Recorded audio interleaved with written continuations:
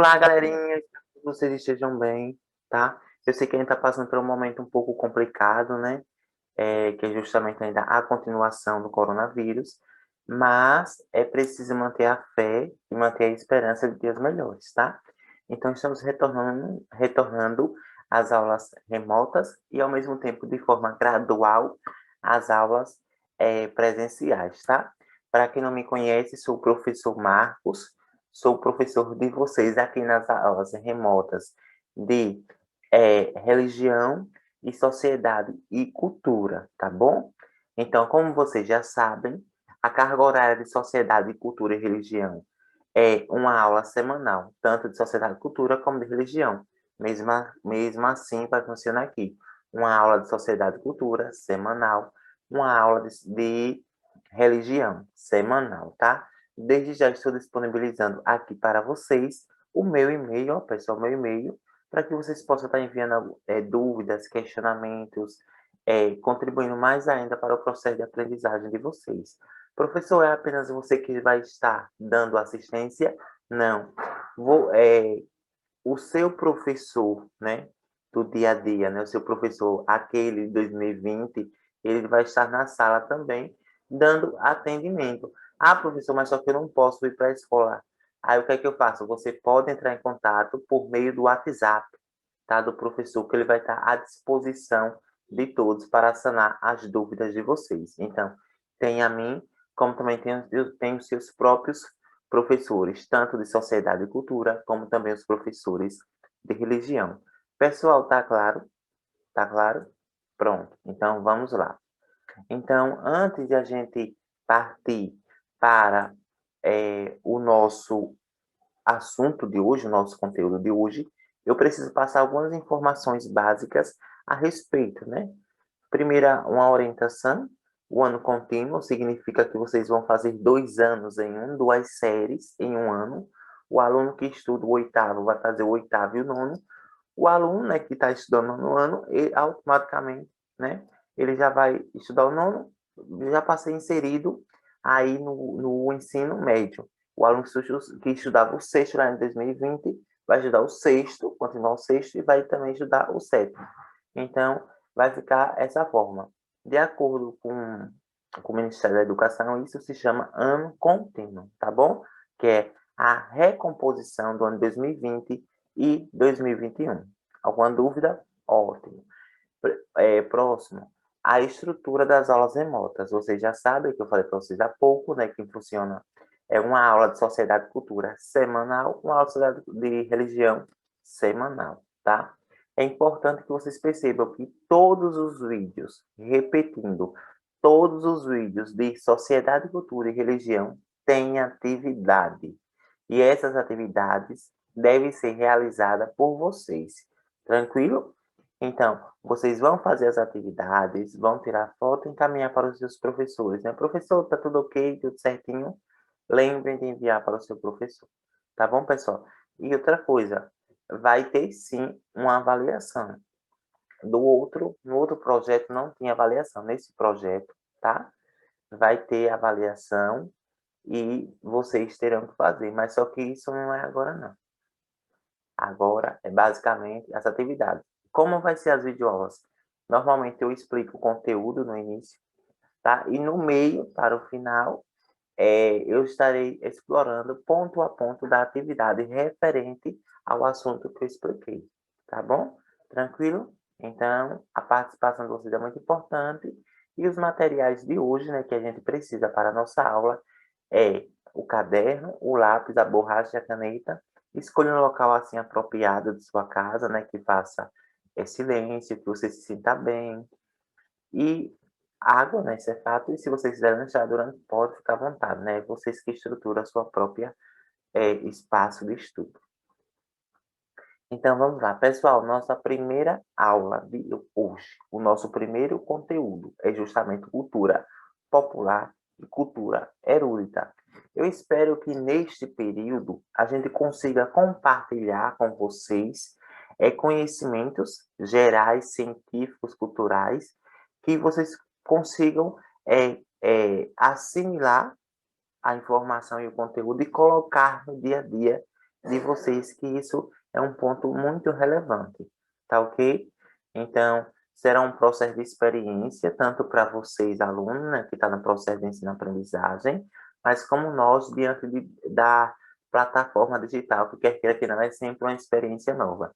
Toda vez que nós vamos gravar um vídeo, é sempre algo novo. Então, qual é, professor, o objetivo dessa aula? O conteúdo cultura popular e erudita.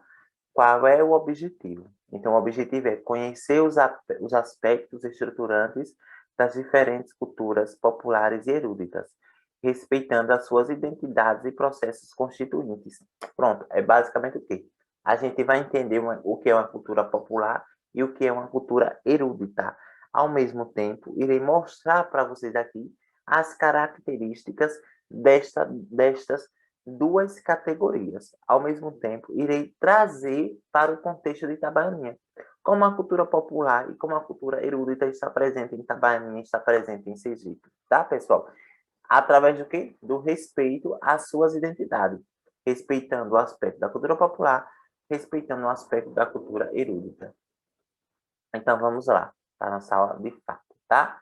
Então, para entendermos o assunto, é preciso analisarmos a definição de algumas palavras, concorda? Né? Isso é muito importante, porque vai nortear vocês. Então, vejamos.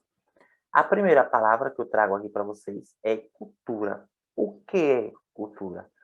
A cultura representa o patrimônio social de um grupo, sendo a soma de padrões dos comportamentos humanos e que envolve conhecimento, experiência, atitudes, valores, crença, religião, língua, hierarquia, relações espaciais, noção de tempo, conceitos de universos, de universo.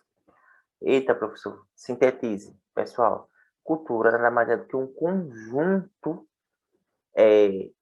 de padrões da sociedade, um conjunto de ações, tá? Da sociedade.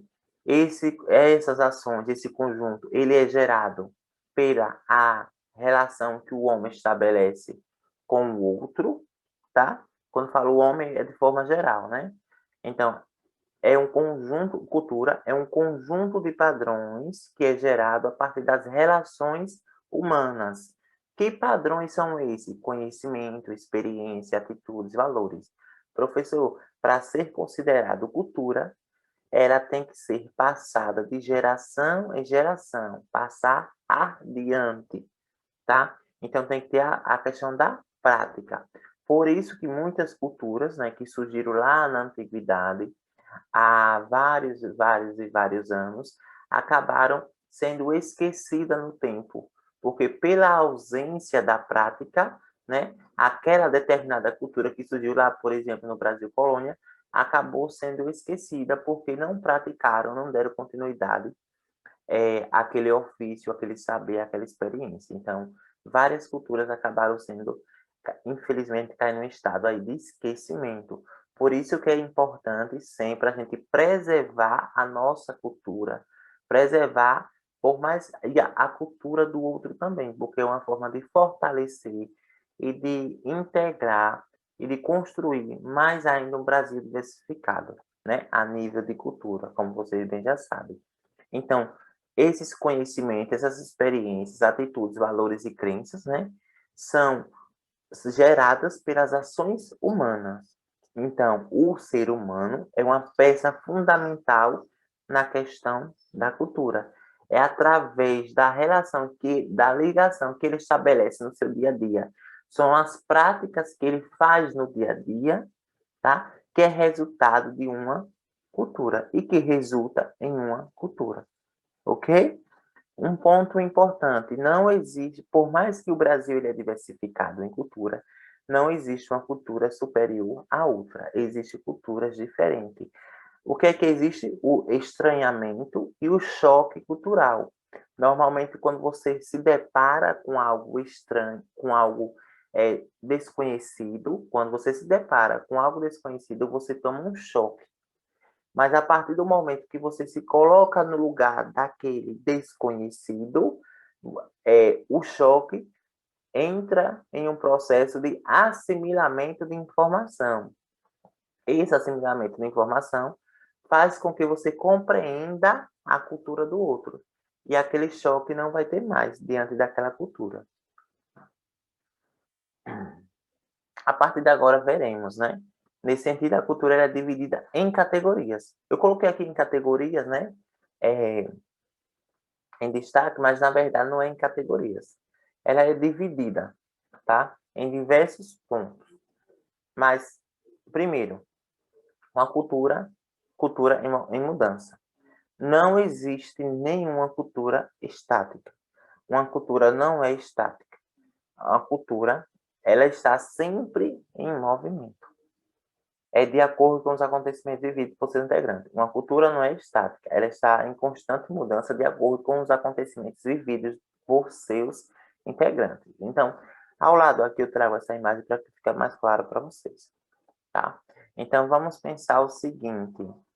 Hum, eu tenho uma aluna lá da escola Tennyson, do povoado Tennyson, né? A aluna Crislane, eu peço até licença para falar o nome dela aqui, né? Mas eu poderia falar até o nome de outros alunos, né? Enfim, mas vamos lá. É, eu tenho ela tem um exemplo, né? Todos nós já tivemos trisavós, já tivemos bisavós, já tivemos avós, né? Pais. Já tivemos, ou graças, né? À força da divindade ainda temos. Enfim, vai depender muito de você, se você tem ou não.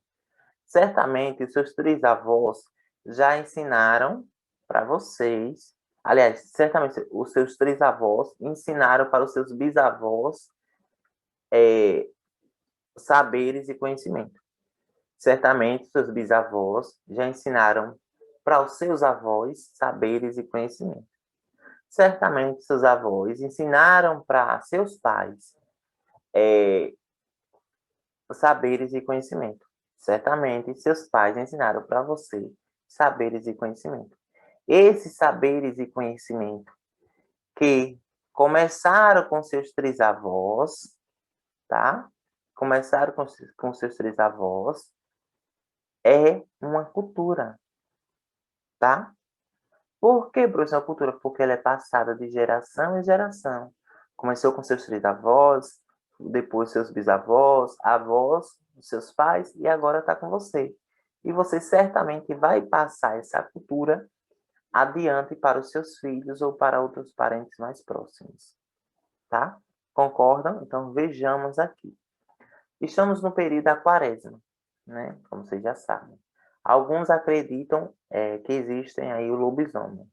O lobisomem, como é do conhecimento de todos, é uma lenda, tá? Muitos acreditam, dizem que já viu, mas cada um tem a sua própria interpretação. Seus trisavós falaram para os seus bisavós que o lobisomem certamente existe. Seus bisavós falaram para os seus avós que certamente o lobisomem existe. Seus avós falaram para os seus pais que já presenciaram, que já viram o lobisomem. Os seus pais já relataram para vocês, certamente, em uma conversa informal ou formal, que seus avós contavam que eles já tinham visto lobisomem, ou que seus pais já viram lobisomem. Algo que eu quero trazer aqui para vocês, isso. Significa que essa lenda, um exemplo, é apenas um exemplo, que essa lenda lobisomem, ela é uma cultura, tá? E ela é uma cultura que está em mudança, porque ela veio, um exemplo, né? Ela veio daqui dos seus três avós, né? Em um tempo, depois passou, essa informação foi passada para os seus bisavós em um outro tempo, depois para os seus avós em um outro tempo, depois para os seus pais em outro tempo, e agora para você, né, que é a atualidade. Vocês conseguem perceber como, por mais que são personagens, são pessoas diferentes, mas os tempos, né, que ocorre está sempre em mudança.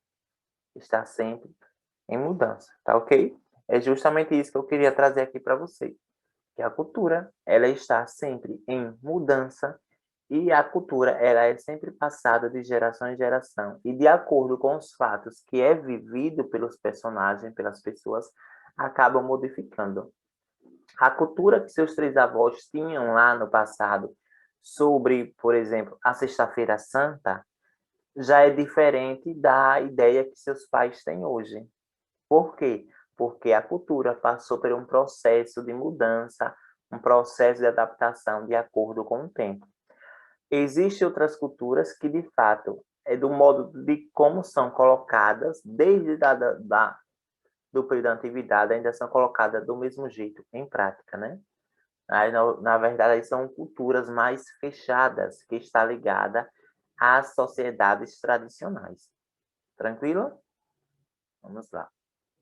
Então, podemos estabelecer três tipos básicos de cultura. Deixa eu baixar aqui.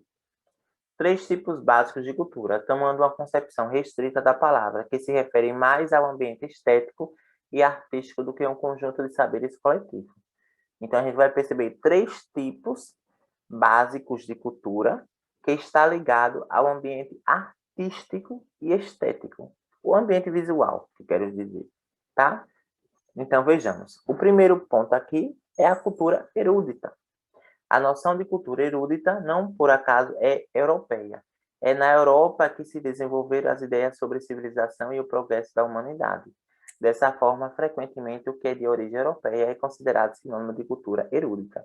Pessoal, é o seguinte, a cultura erudita, ela vai surgir, né, no Brasil após o processo de colonização, né? Quando os europeus vêm para o Brasil, né, passa ali pela colonização e traz consigo a sua cultura. A cultura erudita é de origem europeia, então automaticamente hoje o que nós consumimos de cultura erudita, automaticamente nós estamos consumindo uma cultura europeia, porque a sua origem ela é europeia, tá? Alguns teóricos e alguns historiadores têm a concepção, né, de que a cultura erudita, ela é, na verdade, um sinônimo, está relacionado a um progresso da humanidade, né? A uma boa educação. Olhe, a partir do momento que você consome uma cultura erudita, significa que você é civilizado, que você tem uma boa educação, tá? Mas não é bem assim, pessoal, não é bem assim. A cultura erudita, ela é mais conservadora. A cultura erudita, ela é mais conservadora. Ela está ligada mais a um conjunto de normas que foram passados ao longo da história, e esse conjunto de normas se tornou uma cultura basicamente fechada e restrita a um determinado grupo da sociedade, normalmente as pessoas que têm um poder aquisitivo. Então, a cultura erudita, que eu quero dizer aqui, pessoal, é justamente é, é, espaços culturais ao qual a massa, o povão, melhor dizendo, não tem acesso. Então, vamos pensar o seguinte, o teatro. O teatro, todo mundo tem acesso? Não tem acesso, né? Então, a gente sabe que aquele aqui não. Ali tem um, um, uma influência da cultura erudita, porque ela é conservadora. Ela é conservadora. É uma cultura fechada, tá? E ela se rege a partir de fundamentos rígidos. Tranquilo? Então, podemos estar... Perdão. As características gerais da cultura erudita.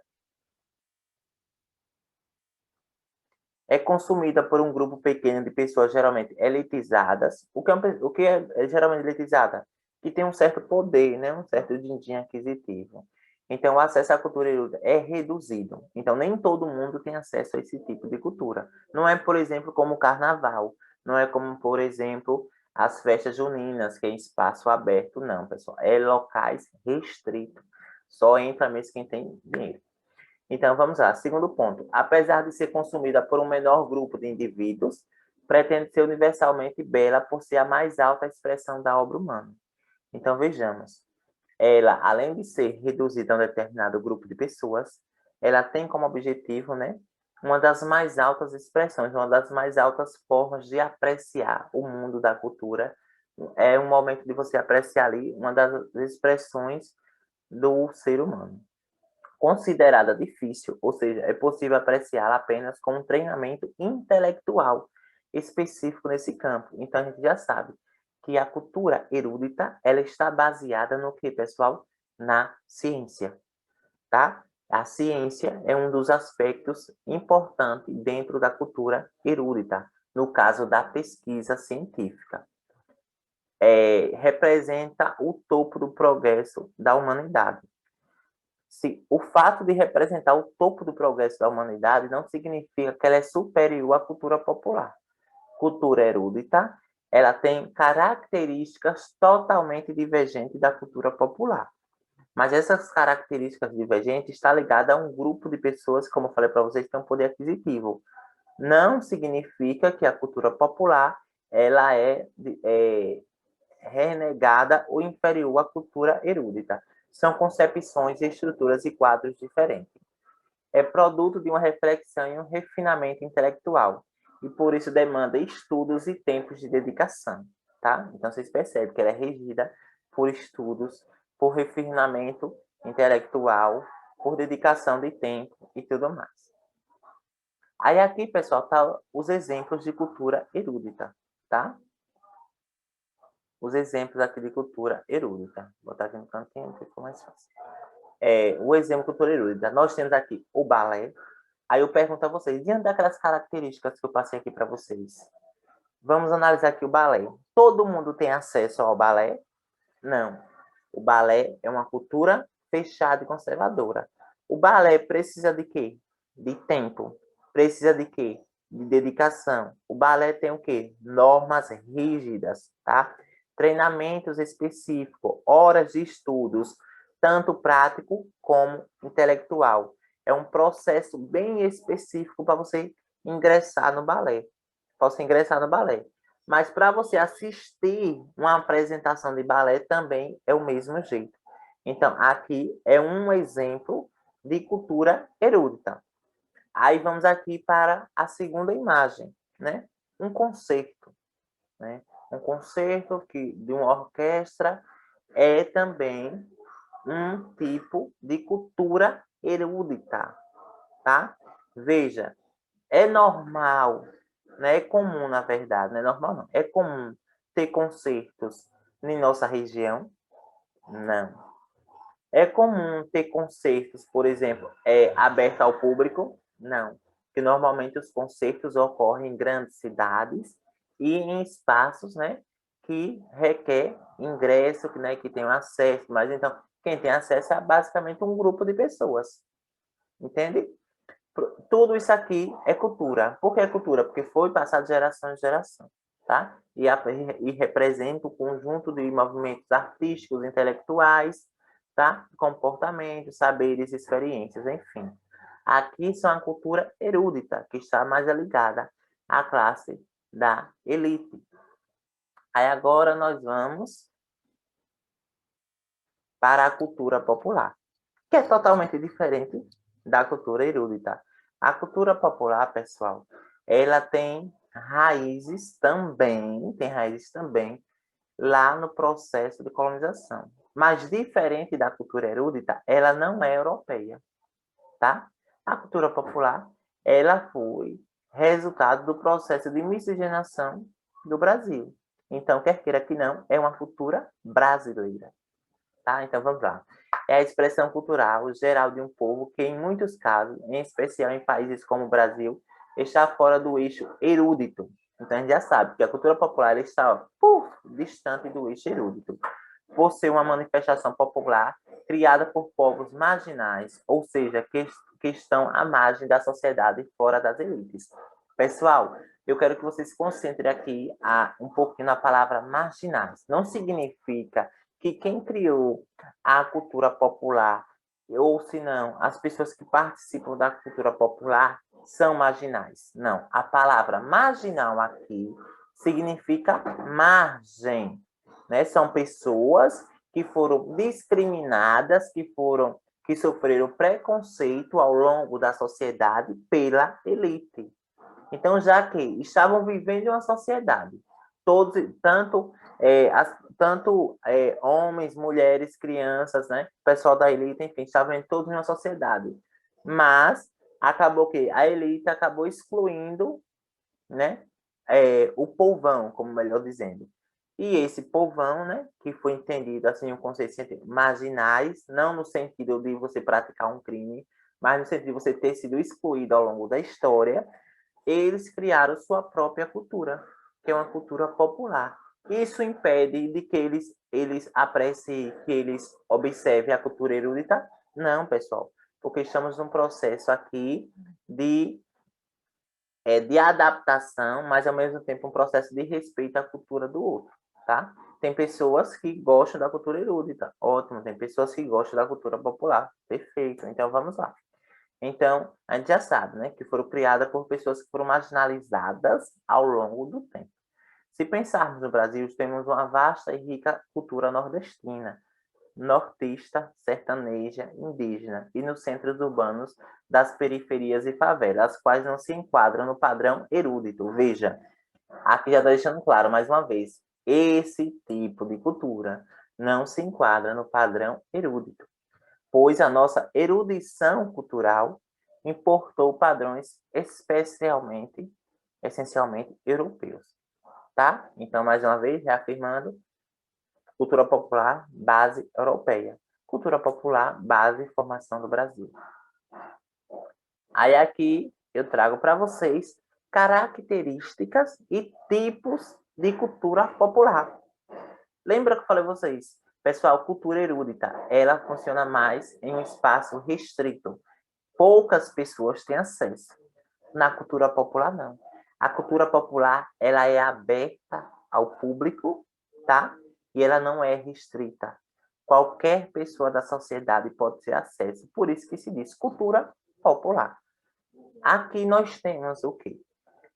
Aqui, a primeira imagem, nós temos os festejos juninos. É um tipo de cultura popular. Todo mundo tem acesso aos festejos juninos, à cultura junina. E o segundo, nós temos aqui o frevo. O frevo que está ligado ao que, pessoal? Ao carnaval. O carnaval é uma cultura popular. Aí agora vem uma grande questão e um grande processo de discriminação a respeito das culturas. Muito diz que a cultura popular ela não é bem vista. Primeiro que a cultura popular ela não é bem vista, justamente por isso, porque ela agrega todos e todas. Então, construíram essa imagem negativa sobre a cultura popular, mas a gente sabe que a cultura popular ela tem seus aspectos positivos, tá? E que esses aspectos positivos é resultado de um longo processo de experiências e transformações. E cabe nós respeitar. Se você não pratica, se você não concorda com o carnaval, tranquilo, mas respeite. É justamente aquela seguinte frase: eu respeito a cultura do outro, mas eu não concordo com o modo de como funciona. Entendeu? Entenderam? Então, é justamente essa questão. O respeito acima de tudo, tá? Porque do mesmo jeito que a cultura erudita tem um processo de história, liberdade e conquista, a cultura popular também tem um processo de história, liberdade e conquista. Várias pessoas morreram, derramaram o seu sangue para que hoje a gente se beneficiasse de determinados momentos culturais, tá? Então, devido a isso, e outras séries de motivos, nós devemos respeito. Se você não pratica, tranquilo, entendo. Mas o respeito é importante.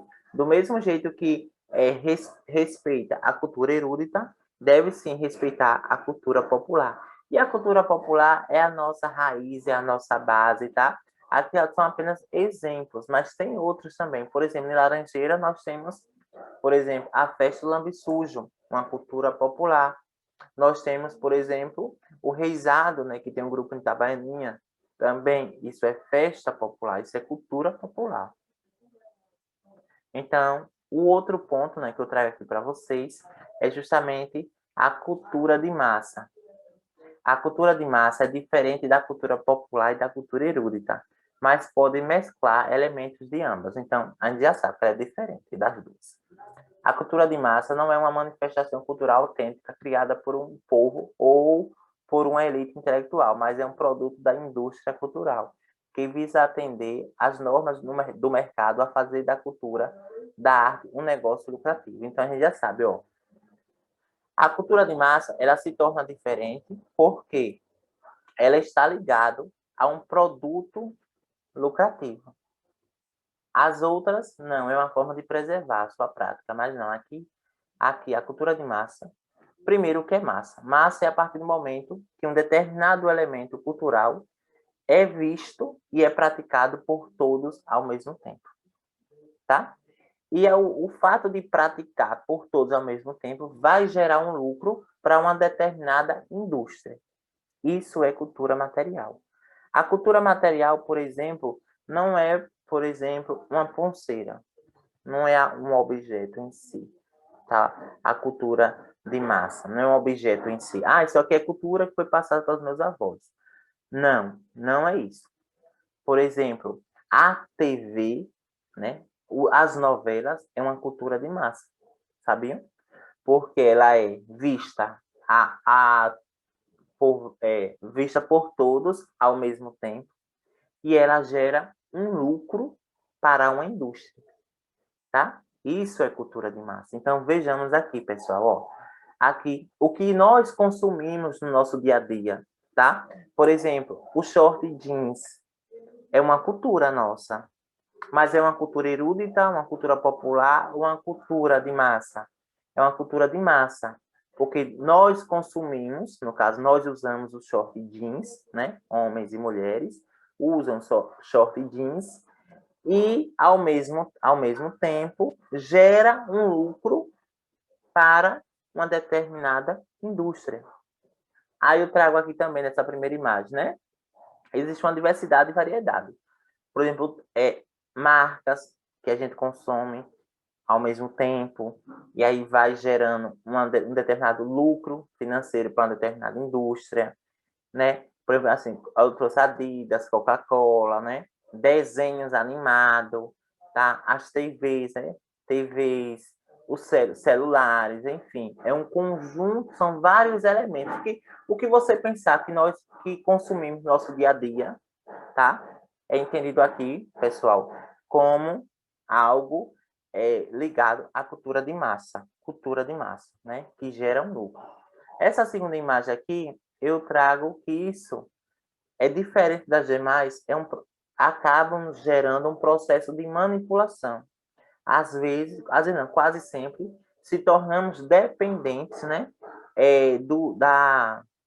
Dos meios de comunicação e acaba que os meios de comunicação interferindo no nosso dia a dia. Então, às vezes, vários sujeitos e vários indivíduos se tornam fantoches dos meios de comunicação. O que os meios de comunicação reproduz, os sujeitos tomam como verdade e colocam no seu dia a dia, tá? Isso acaba o quê?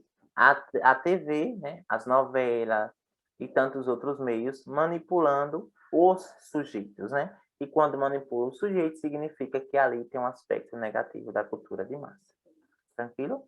Então, quando se fala cultura de massa, vocês nunca esqueçam, né, que está ligado a um processo de manipulação. Por que nós usamos shorts? Vocês já perguntaram por quê? Por que nós consumimos tanto, por exemplo, a Coca-Cola? Porque nós, além do sabor, né? Eu sei do sabor, mas por quê? Né? Como começou? Então, os meios de comunicação têm uma grande participação nesse processo, tá bom? E agora vamos para a nossa atividade. Ó, então, a apostila de estudo, página 4, né? Atividade escrita, né? A apostila vai chegar para vocês, pessoal. Cite 3 exemplos de cultura popular nordestina e 2 exemplos de cultura popular presente em Itabaiana. Nordestina, nós temos o reisado, os festejos juninos e o frevo, né? Como eu coloquei. Agora, cultura popular presente em Itabaiana. Eu coloquei o carnaval, especificamente os blocos de rua, tá? E as quadrilhas juninas. São culturas populares que estão presentes em Itabaiana. O que é cultura e qual a sua importância? Cultura é um conceito amplo que representa o conjunto de tradições, crenças e costumes de determinado grupo social. Justamente o que eu tinha colocado aqui para vocês. Eu coloquei o que é cultura, mas eu não disse qual a importância. Quem vai dizer qual a importância é você. Então, vocês vão fazer essa atividade, tá? Irão também, além de fazer essa atividade, vocês vão fazer o quê, pessoal? atividade, copiar tanto a pergunta como a resposta. Tranquilo? Bote a data, né? Sociedade e cultura, enfim. Agora vamos lá para a próxima pergunta. Elabora um resumo sobre a importância da cultura nas nossas vidas. Aí, aqui eu coloquei o ponto. Diante do que foi trabalhado, pesquisa a definição das palavras etnocêntricos e xenofobia. Pessoal, é o seguinte, que diante desse processo, né, de diferenciação entre a cultura popular e a cultura erudita, surgiu aí uma xenofobia. O que é uma xenofobia? A gente viu recentemente, por exemplo, no próprio BBB, né? No programa, né? Quem vem acompanhando, na verdade eu vi algumas manchetezinhas a respeito, né, que uma participante, ela foi xenofóbica a partir do momento que ela inferiorizou a cultura nordestina. Xenofobia é justamente isso, é a partir do momento que você causa uma hostilidade, que você marginaliza, que você inferioriza ou menospreza a cultura de uma outra região, de um outro país, de uma outra área. Então, isso é xenofobia. Então, o que é que eu quero que vocês façam? Eu quero que vocês produzam um resumo, e dentro desse resumo vocês têm que colocar aí, pelo menos, essas duas palavras, xenofobia e eurocentrismo. E xenofobia é o nome que utilizamos em referência ao sentido de hostilidade e ódio manifestado contra pessoas por elas serem estrangeiras ou pessoas de outras regiões. Por exemplo, aquela ideia de que o Nordeste, por exemplo, é que o Nordeste, né, só vive na seca, que o Nordeste é atrasado, isso é xenofobia. Tá? Dizer que o Nordeste não tem educação, todo aquele aspecto que recentemente a gente vem acompanhando, que há muito tempo a gente vem acompanhando, que a gente sabe que é mentira. Que o Nordeste que o Nordeste tem a sua própria identidade, tem o seu próprio processo de construção. Então, isso é xenofobia. Eurocentrismo é tudo que a gente importa da Europa. Então, eurocentrismo é um termo utilizado para designar a centralidade e a superioridade da visão europeia sobre as outras visões do mundo. Como assim, professor? Significa que, a partir do momento que eu coloco a cultura europeia, né, o povo europeu no centro de tudo, ali sim está ocorrendo um eurocentrismo, porque quando eu estou colocando ali no meio, ela no centro, eu estou menosprezando, tá, e marginalizando as outras culturas. Então, são dois termos negativos, mas que está presente no nosso dia a dia. Xenofobia, né, que está ligada a um preconceito, né, diante de uma determinada região, e eurocentrismo, né, quando a gente coloca a Europa no centro de tudo, sendo que, na verdade, existe uma diversidade de países, uma diversidade de cultura que deve ser respeitada. Tá? Pessoal, ó, toda vez que eu pedir um mapa conceitual, aqui fora da aula, tá? Isso aqui não tem nada a ver com a aula de hoje. Mas toda vez que eu pedir um mapa conceitual, é justamente isso aqui. Toda vez que eu pedir um mapa conceitual, né, o mapa mental, né, como alguns conhecem, é isso aqui, pessoal. Então, eu trouxe aqui um exemplo, né? Então, eu coloquei renascimento cultural, peguei um assunto qualquer para ficar claro. E apenas estruturei. De um lado, coloquei o que é, do outro, coloquei as características, do outro, coloquei o objetivo, do outro, fiz isso, do outro lado, fiz isso. Isso aqui é um mapa conceitual. Por que você está trazendo isso para a gente? Porque toda vez que eu pedir para vocês um mapa conceitual, vocês já sabem o que é. Vocês vão copiar e colar isso no caderno de vocês? Não, porque vai depender do assunto. Vai depender do assunto. Isso daqui não tem nada a ver com a aula de hoje. Repetindo, não tem nada a ver com a aula de hoje. Aqui apenas um exemplo para que vocês, quando eu solicitar um mapa mental ou um mapa conceitual, vocês façam aí essa estrutura, ou se não, algo semelhante. Caso vocês tenham dúvida, vocês vão lá no Google e vocês colocam mapa mental, ou se não, mapa conceitual. Vai aparecer vários exemplos que vocês podem estar adequando ao conteúdo que eu solicitar no dia. Eu vou dizer, olha, hoje eu quero um mapa conceitual sobre isso, isso e isso. Aí vocês vão lá fazer o mapa conceitual para tirar foto e enviar para os seus professores. Aqui é só um exemplo, tá bom, galera? E do mais, espero que vocês tenham gostado da aula de hoje, né? E eu trago essa mensagem. Unidos e respeitando as diferenças, somos mais fortes. O processo pode ser lento, mas desistir não acelera. Tá bom, galera? Espero que vocês tenham gostado da aula de hoje. Fiquem em paz, fiquem bem, tá? Eu sei que é um processo um pouco complicado, mas em breve estaremos de volta, todos nós juntos, tá? Então, todos por todos. Valeu, galera!